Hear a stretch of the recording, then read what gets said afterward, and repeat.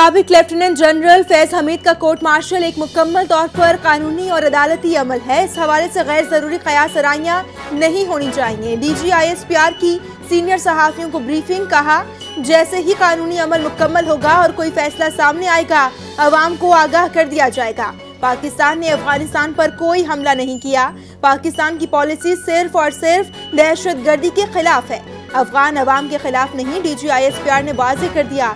बोले, पाकिस्तान हमेशा से अफगान अवाम के साथ खड़ा रहा है और हमेशा खड़ा रहेगा। बलोचिस्तान हुकूमत नेशनल एक्शन प्लान पर भरपूर तरीके से अमल कर रही है। अवाम और मुसल्लह अफवाज दहशतगर्दी के खिलाफ मुत्तहद और पुरअज़्म हैं। मुल्क दुश्मन अनासिर के खिलाफ कार्रवाइयाँ जारी रहेंगी। दहशतगर्दों का आखिरी दम तक पीछा किया जाएगा।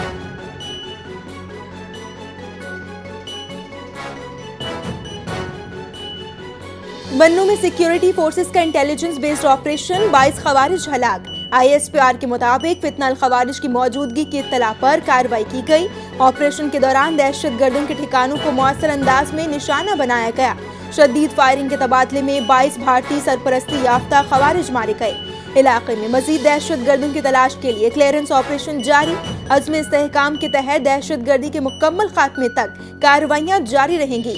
ISPR के मुताबिक गैर मुल्की सरपरस्ती और पुश्तपनाही से चलने वाली दहशतगर्दी का मुकम्मल सफाया बुनियादी हदफ है।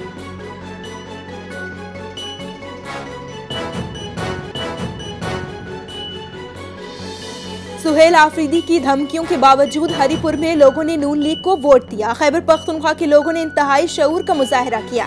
ज़िमनी इलेक्शन गालम गलोच के बजाय अमन माहौल में हुए। इलेक्शन में अवाम ने इंतशार की सियासत को मुस्तरद कर दिया। लाहौर में वज़ीर इत्तलात पंजाब की अज़मा बुखारी की प्रेस कॉन्फ्रेंस। खिताब में कहा कि ज़िमनी इलेक्शन में इंतशार और खिदमत के दरमियान मुकाबला था।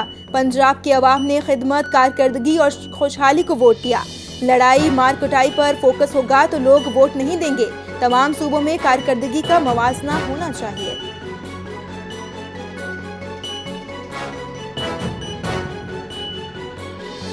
हुकूमत से 26वीं तरमीम पर मुज़ाकरात होते रहे। 27वीं यानी तरमीम में हमें नजरअंदाज किया गया।